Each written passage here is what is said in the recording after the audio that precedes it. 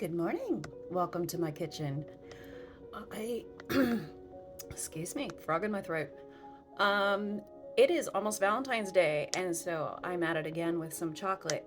Thought I'd share with you. We are currently just working on melting this stuff. It's a combination of dark chocolate and milk chocolate. So, I'll be back in a little bit, and then we'll get dipping. Okay, I think I'm ready to get going. So I have my chocolate melted, and these little guys, I will put the recipe in the description.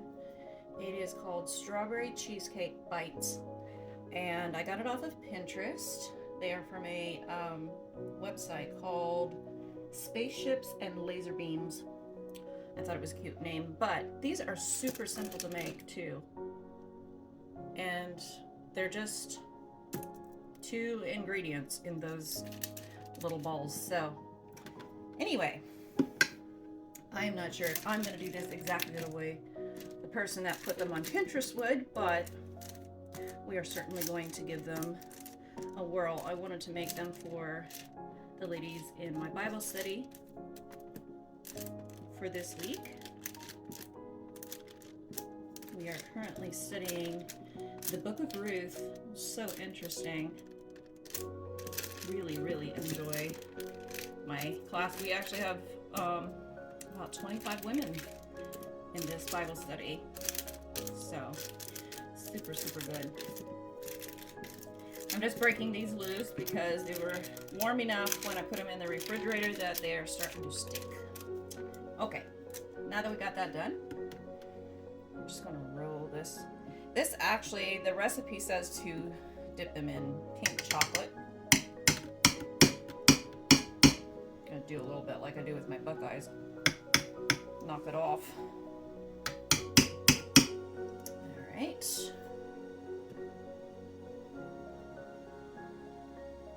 Oh, that looks good. That looks good already. Okay, I'll cut it out. Oh dear.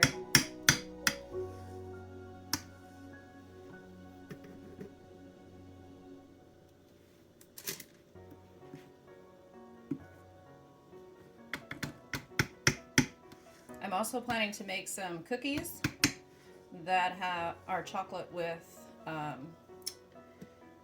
toffee or Heath pieces and coffee in them.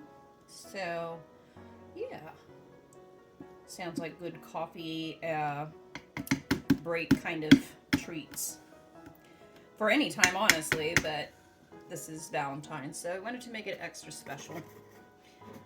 Some of the ladies in our Bible study are widows, and I want them to feel special too. I really do.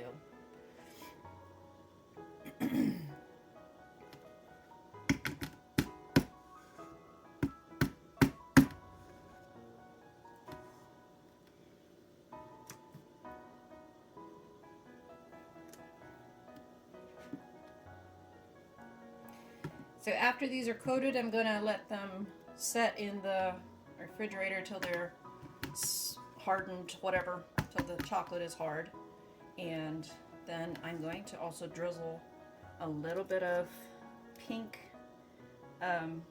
chocolate over top of them. So just give you a little view. There you go. That's how they look. They would be cute as cake pops too, but I didn't have the sticks in the pan or the molds for all that nonsense, so I just went the easy route. All right, so I got all those dipped. Now I'm going to take this and I'm going to melt it in the microwave because I only have one chocolatier melter, and I want pink, so I just put in a little bit of red with white chocolate, and I'll be back. Okay, and that is pretty bright, but if I would have done just the red, which would have been fine for Valentine's, it would have been so dark that on the chocolate, the darker chocolate, it wouldn't have showed up. So if you use a white chocolate or if you use pink chocolate, you'll be fine in using the brown or bright red for this. And then I'm just going to see if I can make so that we have, whoop, that wasn't supposed to happen, but it did. Okay, so keep driving, Sela. It would be much easier probably to use like, no, they have bottles, or I don't know what you call them. That was close.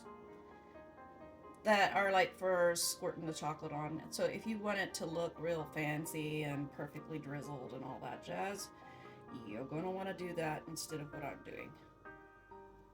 So, anyway, that looks better. The other thing is too, I've learned if I can sling it a little farther, it goes better than doing it like real close. And you just want a little bit on. It's not that it's gonna have to be a whole bunch. That's why that other one I said was a mistake. I'm also, before I finish this, I'm just gonna go ahead and put some of these on, just for fun. They don't have to be on there, but they look cute, I think. My husband hates these things, so I'm looking for opportunities to use them.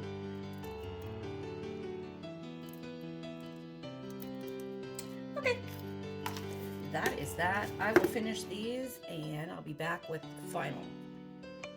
And there we go. I got them all done. Some of them have more sprinkles on than others. Some don't have any on because they were too cold already. So that's what happens sometimes. So since I have extra chocolate that I'm gonna have to put back in the freezer, I figured I'm gonna show you what I do with my excess chocolate when I have more melted than I'm going to use. I don't know what other people do. I guess some throw it away. I used to, but I keep my chocolate in the freezer, and then it's good for however long. All right. Basically, I just pour it into something like this and make so that I can spread it out fairly thin, cool it, and bust it up. It doesn't have to be in perfect little wafers in order to make, excuse my throat, nice melted chocolate. Come on now. That's what happens sometimes. All right.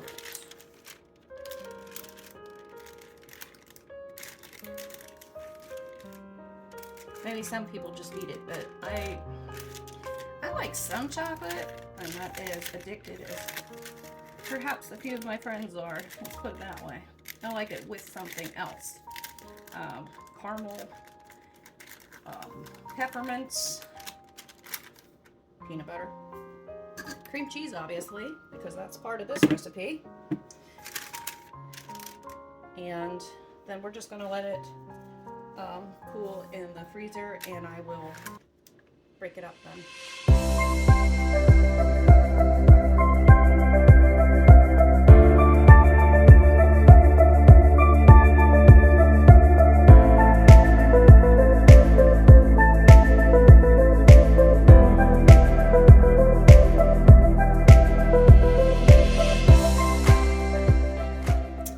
All right, so this is how I like to do it. And if you have seen the video of my peppermint bark, this is the size I wanted it, the thickness. It melts down so much faster, but the peppermint bark, it's just good anyway it comes. And I did figure out that it is very good in coffee. So, yeah, I mean, how can you go wrong? Chocolate, peppermint, and coffee. So I'm gonna get busy and put these cookies out on the cookie sheet. I like to make these smaller. These are what I call mocha toffee cookies. So they have Heath pieces in them, and you have to use parchment paper or you're going to be frustrated, beyond frustrated. I don't even know how to describe it. They also have coffee in them. That's the darker fluid that you saw me putting in. just get these put on. And they usually take a little bit longer to bake, but they are super, super soft and moist. I'm sorry if you hate that word. I know some people get triggered by it, but I guess you'll just have to take the trigger. All right. I thought they would be good with coffee. They're something that my husband doesn't eat because he doesn't deal with certain levels of sugar, even though there's not a lot of sugar in it. Also, the toffee pieces, as you probably know, tend to be a little more crunchy. So some people don't like them. And he's one of them. That's okay. I make him his favorites, which are chocolate peanut butter. And those are delicious. I also use half a cup of baking cocoa in these. Just makes them even more chocolatey. That's probably not a word, but I just made one. And it takes about 15 minutes to bake these instead of only 10. They're a very dense cookie, but they're very soft. So, because of the toffee in them is why you absolutely must use parchment. If you don't, like I said, you're going to be beyond frustrated. So let's just avoid frustration. And use some parchment paper. All right. There we go. I think this one needs a little bit more. He looks kind of skimpy. Any more? Need a little more? I like small cookies, but I don't like them being skimpy. I think we're okay now. Okay. We'll be back with baked ones in a minute. Well, make that in a little while. Ladies, we have cookies. Look at that ooey gooey yumminess. Oh my word. These got bigger than I intended them to, so I know I have to step her down a little bit next panful. But that's okay. Sometimes I want a big one. This is why I say you want to use parchment. Look how clean that came off, and I will reuse the parchment. But right here you can see that just a little bit of that toffee stuck. So it gets hard even on like the scooper duper that I used to take it off the pan. I washed it again because it just tears your cookies apart if you don't. So that is why. Cook's Rights. I have to test one of these cookies, make sure they're good. Found the smallest one. There's still more. Ooh.